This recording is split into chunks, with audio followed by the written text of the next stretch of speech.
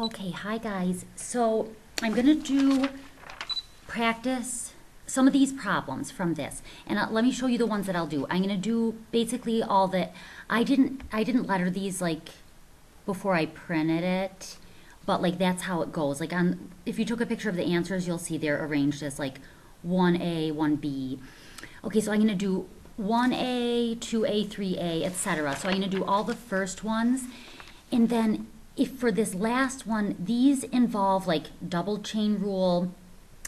But I have, if you're struggling with chain rule, I have like another way of explaining it that I think will appeal to people who are struggling with it. If you feel like you already understand chain rule, double chain rule, all of that, then you might want to like double speed through these examples, because I will do it a little different way than I normally do.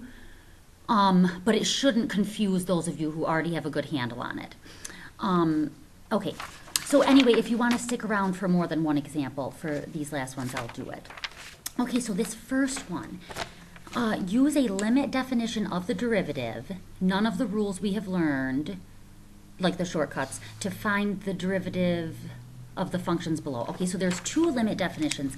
So the first problem on the test is going to be like this, and you have a choice. You could either use this definition that, okay, f prime of, let's see, yeah, f prime of c is equal to the limit as x approaches c, and then up here you do f of x minus f of c over x minus c. So this is the average rate of change. It's just like normal slope, y minus y over x minus x. But then if you take the limit, x gets closer and closer to c, so this gets closer and closer to 0. And these get closer to each other, so we're doing this limit makes this secant slope become the tangent slope. And the slope of the tangent line is what the derivative is. Okay. Or you could use that f prime of x is equal to the limit as h approaches 0. And then here we have f of x plus h minus f of x all over h. Now guys, you need to know both of these definitions, because like say on the test you're trying this one and then you run into trouble, it's not working, you can't get the denominator to cancel, then you should try this one, or vice versa. So I'm going to do both ways, and feel free to tune out or fast forward if I'm preaching to the choir. But okay, so basically this is my function. Okay, so first I'll use this formula, and then I'll use this one. Okay, so I do the limit as x approaches c, okay, and then up top, so here I do just f of x, so that's 1 over x plus 2 minus f of c, 1 over c plus 2 all over x minus c. You try to direct substitute, so c goes in for x, but that doesn't work because c minus c, so you'd get 0 in the denominator. So on the test, guys, do this. I really advise you to set up this blank limit just so you don't mess up your notation. Notation means like the symbols you use and like how you use them. And take this input and go off to the side, and you work with it until you can get the denominator to cancel. Okay, if on the test you see something like this, complex fractions, so you've got fractions within fractions, you want to get a single fraction up here. All right, so I want a common denominator. So for the common denominator, I need a factor of x plus 2, and I need a factor of c plus 2.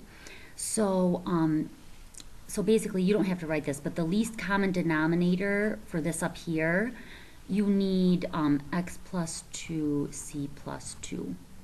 So I'm going to multiply this by the factor it's missing,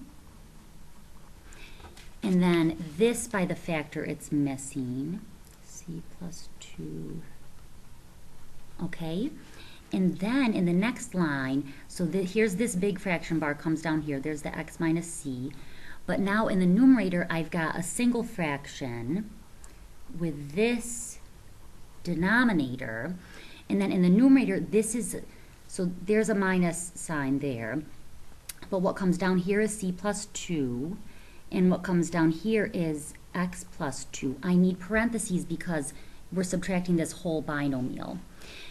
Okay, and then if you want, guys, you could put this over 1. Okay, so you've got to multiply by the reciprocal of that to get this fraction. Okay, so I'm also going to distribute that negative.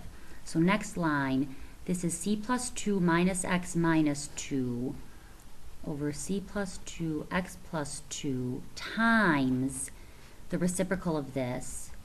Okay, now we want this to cancel. This denominator is what was not allowing us to do direct substitution. Okay, so these cancel. And then in the next line, you've got c minus x all over c plus 2, x plus 2, x minus c. Now, I don't know if you remember this, but last year we did talk about negative binomial pairs. So c minus x, x minus c, those don't cancel to make 1, they cancel to make negative 1. So that top one is negative 1, that bottom one is a 1. And now that we got this denominator to cancel, I take the rest of this and I put it back up here.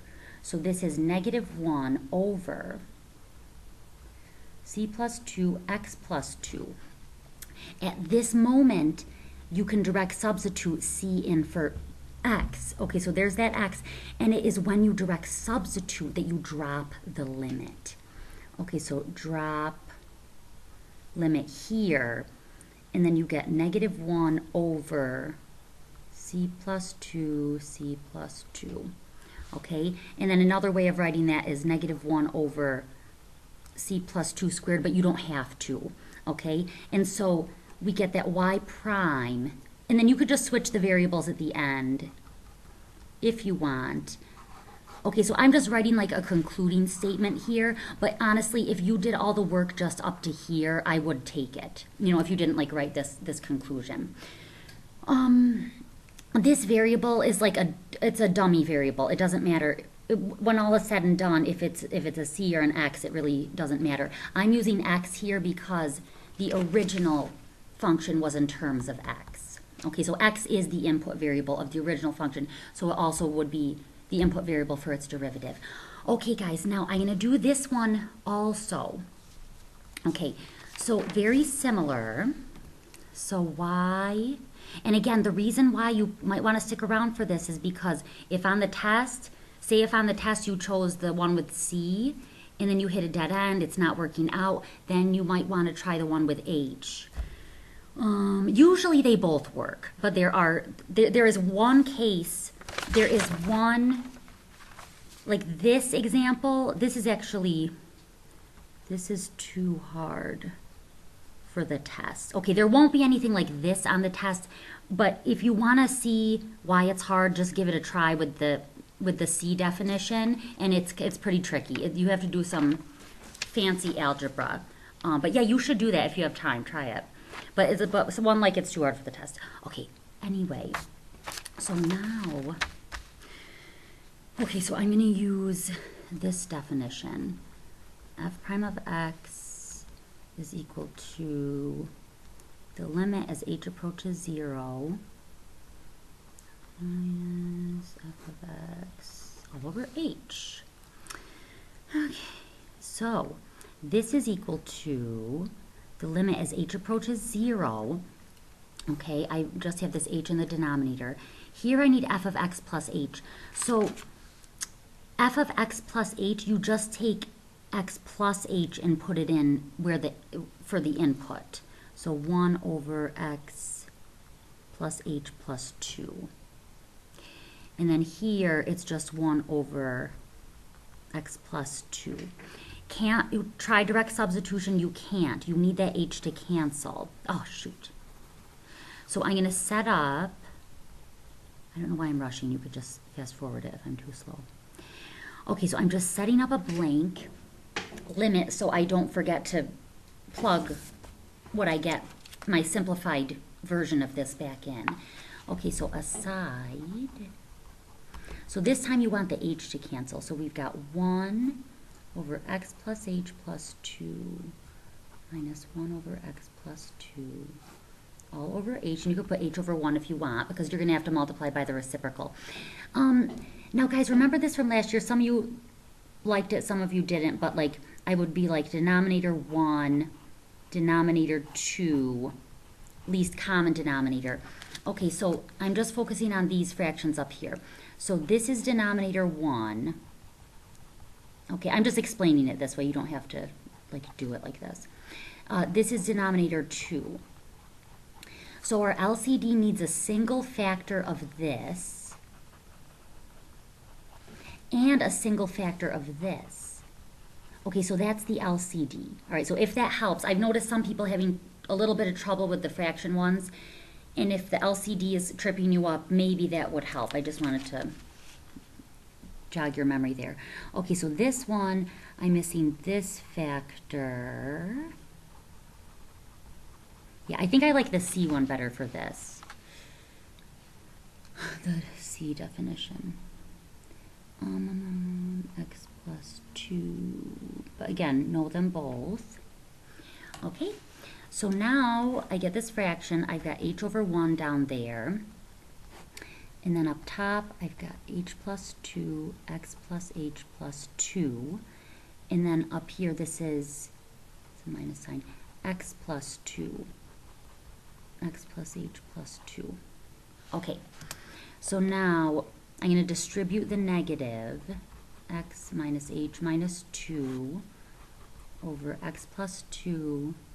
I don't even have to probably say it out loud. Let me stop talking.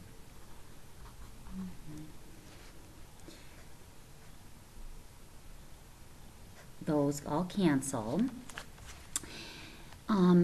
Okay, so this is negative h over.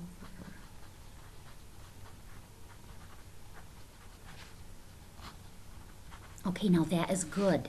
We wanted that h to cancel, and there it goes. That's a negative 1 now.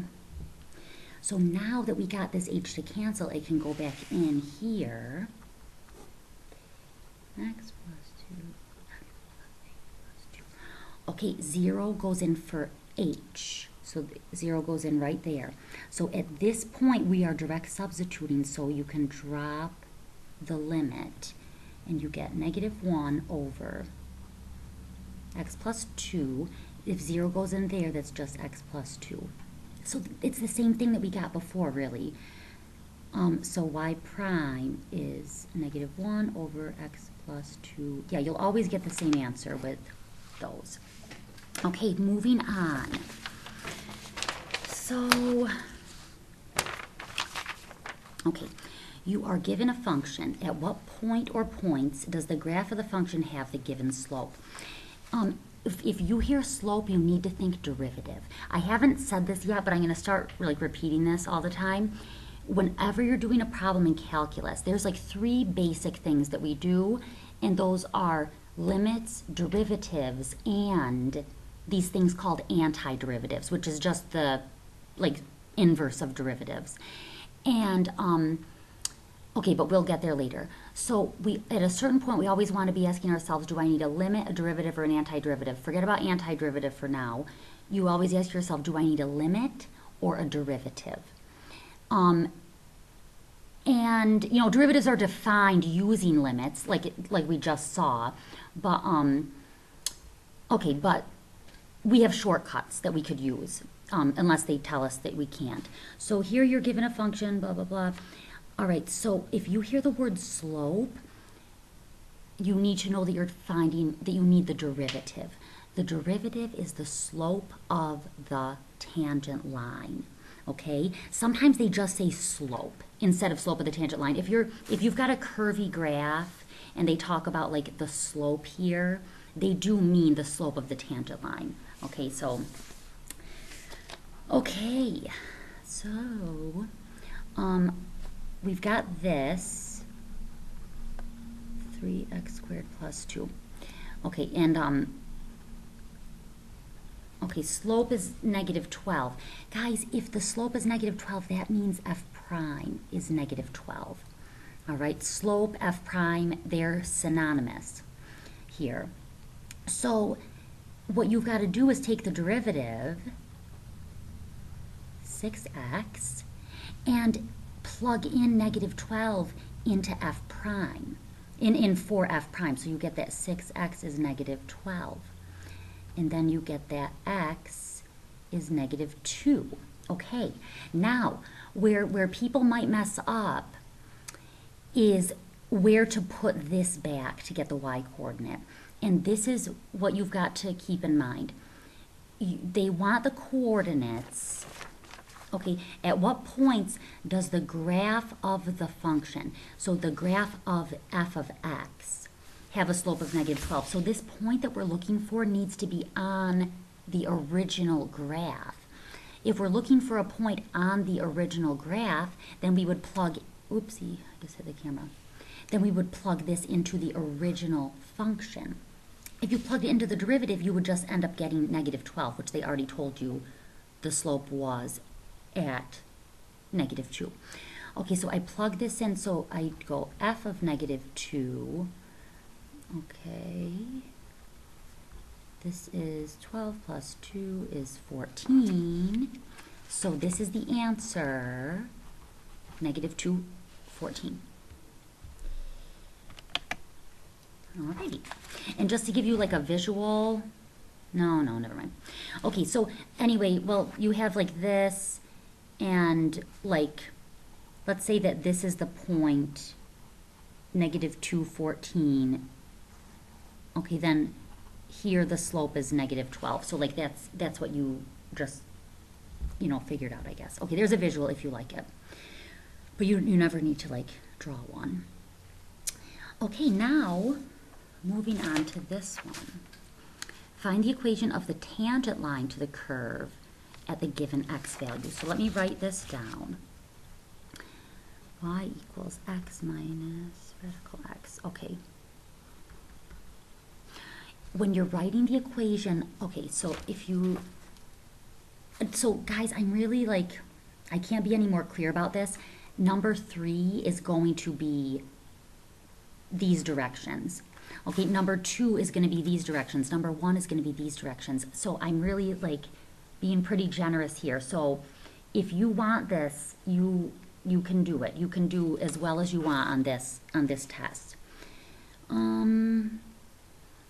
Okay, so when you come across this problem, you need to use the point slope formula. So the y minus y1 equals m x minus x1. And what needs to go in to that formula are the point of tangency and the slope, which is equal to y prime. I should say y prime at point of tangency. Maybe that'll be more helpful. Okay, so the point of tangency, all we know is the x coordinate of it. Okay, because they gave us that. How do we get the y coordinate? We plug into the original function, not into the derivative. The derivative is going to come later. That's going to come when we want the slope. You plug into the original because the point of tangency is a point on the original.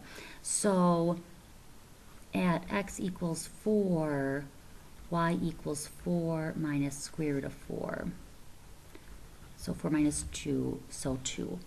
All right, now for the point of tangency, or no, for the slope, we need y prime. So let me bring y down. This is x minus x to the 1/2. And now, when you're taking a derivative, you have to ask yourself, what rule or rules am I using? This one, it has two terms.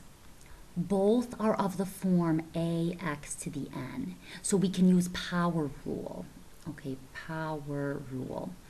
So that's x to the first. So y prime equals, this comes down, so 1x to the 0. Most of you don't even do that anymore. But x to the negative 1/2 because you're subtracting 1. I think probably all of you would have just gone right to 1, okay, which is really good. Saves time in writing. Okay, so this is y prime at any x value, but we want y prime at the point of tangency. So since we've got y prime here in terms of x, we just have to plug this x coordinate in. So at x equals 4, y prime equals 1 minus a half, 4 to the negative a half. And you know, you could use your calculator, but really, you know how to do this. This is, you know, that negative 1/2, and then this is times 1 over 4 to the positive a half. Okay, to make this exponent positive, I just brought that down to the denominator. I mean, you don't have to do this by hand on the test, but, and then this is really the square root of 4. This is 1 minus 1/4. Okay, that's 4/4 minus a 4th. So 3/4. Okay, and then you just plug into this formula up here. So y minus 2 equals 3/4 x minus 4. And you can just leave it like that. You don't have to solve for y unless you wanted to graph it. Okay, now the next one is this one. Okay, so use the differentiation rules we have learned to differentiate the functions below. Differentiate means to take the derivative. That's what it means. And you don't need to simplify your answers. Actually, on a test, when you're just doing homework, it's a good idea to simplify just to keep yourself sharp with algebra. But on a test, you know, don't simplify. Not on an AP calc test. In college, they might expect it, but yeah, because the danger is you could make a mistake that like messes up all the good calculus. You could make an algebra or arithmetic mistake that messes up all the good calculus you did before that. So, okay, so all we're doing here is finding the derivative. Now I'm gonna do it super slow. Like slower than a lot of you would, but I really want to try to help everyone understand this. Okay, so what I'm gonna do is this. Let me grab a highlighter.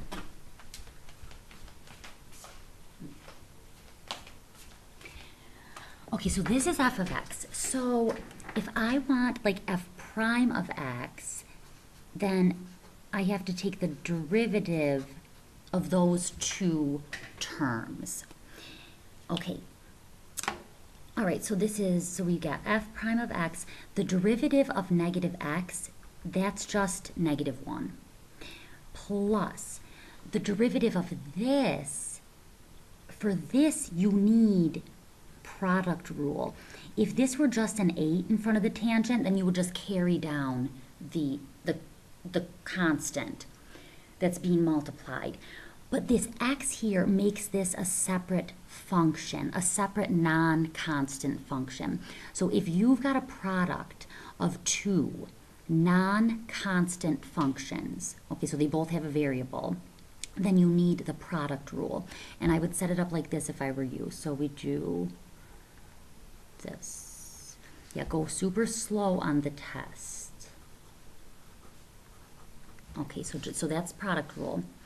So 8x goes here, tangent of x, 8x, tangent of x. Okay, so f prime of x, this -1 just comes down, plus derivative of that is 8, tangent just comes down. And you just need to know this, that the derivative of tangent is secant squared. So there it is. Okay, so we used, within this, we used power rule, like we used the power rule on x, then we used it later on this, but we used power rule and product rule, and we needed to know a formula. Okay, now we will do number 5. So f of x equals 8 natural log of x plus 6e to the sine of x. Okay. Now, same as before. All right, so this is number 5.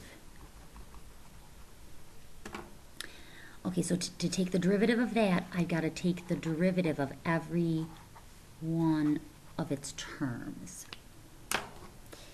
Okay, so this is f. Okay, so this one I'm just going to use a definition. All right, you need to know, so the 8 just comes down times the derivative of natural log of x. You just need to have this memorized, guys. It's 1 over x. Okay, now I've got to, so then I just bring down that plus sign. For this here, you actually need chain rule. Okay, now this is, all right, let me do this real slow. Okay, so this is a little bit different. Some of you have asked me, and I get this question every year, it's a very good one, could x be an inside function? The answer is yes, but the derivative of x is 1, so you don't need to make it an inside function because its derivative will just be 1, you know, and so it won't really show up like in the answer. But I'm noticing some people having trouble finding the inside functions, and I think actually calling x the innermost function might help. So let me try that here. All right, so I'm not really, I don't know how many, and you could do chain rule different. Some of you are doing like your own like cool things in your brain with chain rule, and if that's working for you, keep it up. But okay, so right now I'm speaking to people who are confused with it. Okay, so the very innermost function I'm going to just say is x. All right, it is the input variable. What is x inside of? It is inside of sine of x. So but that's not the whole function. So wait. Okay, so that'll be blank. Okay, so this is inside that, but then what is sine of x? What's happening to that? What's happening to it is that it is being put on a base of e. Okay, so sine of x, that function is being put on a base of e. And then that base of e is being multiplied by 6, so we can consider any constant multiples you can consider as part of a larger function. Okay, in this case, the outer one. So this is the outside one, 6e to the blank. Okay. So yeah, I'm thinking maybe if you do let x be the inside, it might help you like see better what the other, you know, the things it's inside of. Maybe, like separately, I don't know. Okay, so the derivative of this is just 1. The derivative of sine is cosine, and you do the whole thing with blanks, and then you plug in the old inputs. Okay, so what used to be in this blank was x, so that goes back in. And then the derivative of, so 6 just gets brought down, constant multiple. And then the derivative of e to the blank is e to the blank. And then what goes back in here is the sine, and then what goes back in the sine is the x. Okay. And then, so this is cosine of x times 6e to the sine of x. And you could leave it like that. I'm just going to make it look a little nicer for my taste. Okay, but you could have just left it as it was. Okay, so that was 5a. Now we're going to do this one. Okay.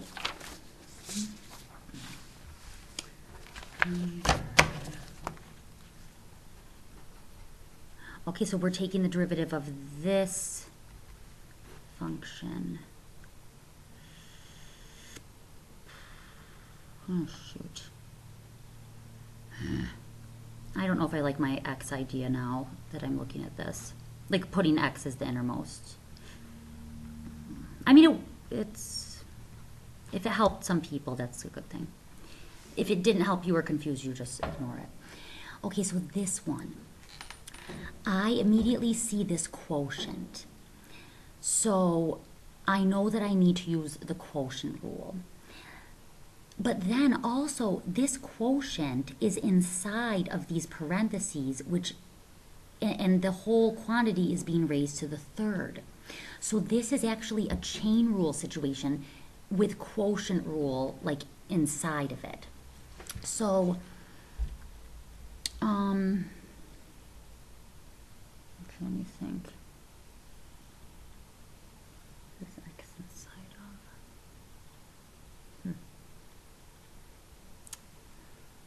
of. Okay. All right, so I've got this inside function. I mean, I guess you could let it be x. Shoot. All right, I don't know if this will be good or not, but okay. So the inside function I'll let be x. But there's another inside function which is no. I'm not going to do that. That's a bad idea. Okay, so the inside function is 3x. I'm overthinking it. All right, so that's the inside function. And then that's the outside function. The derivative of this inside function, you need the quotient rule. So it goes like this, and don't forget the denominator. Okay, so the numerator goes here.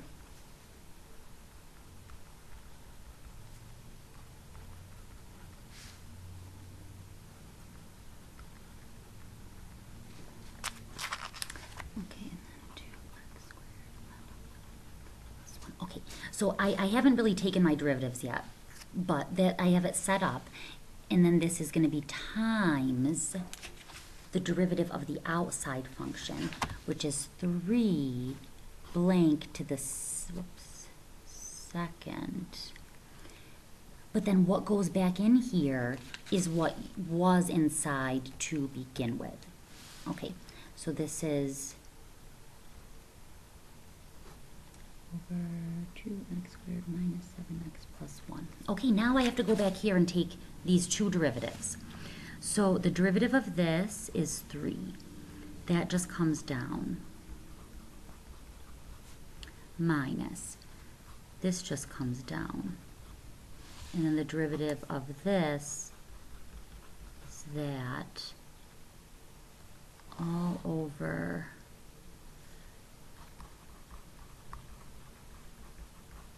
that, and then times 3. Okay, so it's not pretty, but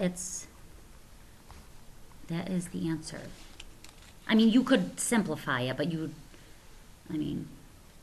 it's just a lot of algebra, and I don't even know how far it will simplify. So you just leave it. Okay, 7. Okay, I'm going to do these two examples. You don't have to stick around for both of them, but okay, so let me do it. I'll actually do them like 2 ways. All right, so first let me do the way that I initially did, like in the videos, and then I'll do the way. Yeah, let me just do it how I initially did it.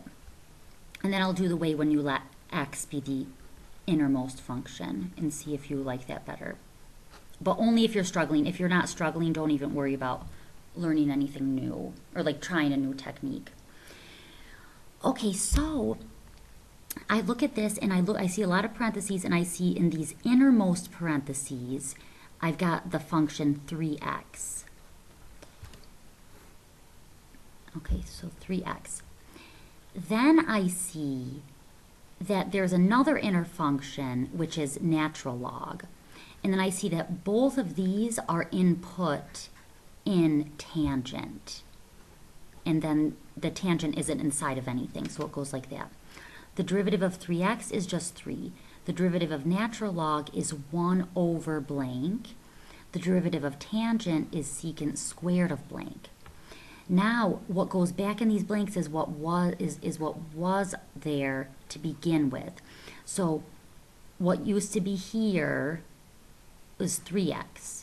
So that goes back.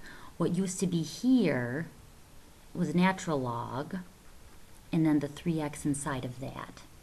Okay, and you could just leave it, or you could notice that this is 3 over 3x, natural log of 3x, you know, and then those cancel, and you could even be like secant squared, you know, but I've been encouraging you not to simplify, but, you know, that is, if you like that better, there it is. Okay, now, if you were having trouble seeing this, then you would have said to yourself, so if you get stuck on the test with chain, if you think it's chain rule, but you're stuck, you don't know what's inside what, it might help you to say, just let x be the innermost function. And then x is inside of 3 blank, 3 times blank. And then that is inside of natural log. And then the outermost function is tangent. Derivative of this is 1. Derivative of this is 3. Derivative of this is 1 over blank. Derivative of this is secant squared of blank. And then the stuff just goes back in. So what goes back, this is just a 3. What goes back here is 3, and then x goes back there. What goes back here is natural log of 3x. So you end up getting the same thing. That's just a suggestion if you're stuck. Okay. Now let me do number 7b, if you want to stick around for it. Okay, so this, we have f of x equals e to the radical cosine of x. Okay. So, so let's suppose I'm stuck. So I let x be the innermost function. X is the input of cosine. Okay. Cosine is the input of this square root. So blank to the 1/2. And then finally, we've got the outermost function. So first x is going in cosine, then cosine is going in the square root, but then the square root is going on a base of e. Okay, so the square root is going on a base of e. So a base of e to the blank is the outermost function. Derivative of this is just 1. Derivative of this is negative sign. Derivative of this is that. Derivative of e to the blank is e to the blank. Okay, now you put the stuff back in. What used to be here is x, so it goes back. What used to be here is cosine, so it goes back, and then x goes back. What used to be here is blank to the 1/2, which is the square root.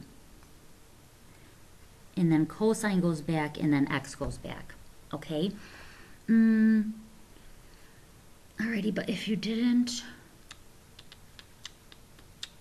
but if you didn't want to do it that way, you could just like take that out, take that out and then have that inside be cosine of x. This is how we were normally doing double chain rule. Okay, guys, I hope that that was helpful. And really, whatever patterns you've noticed with chain rule and they've been working for you, keep it up because that's just great. And everyone's going to see it differently. Okay, I'll talk to you later. Bye-bye.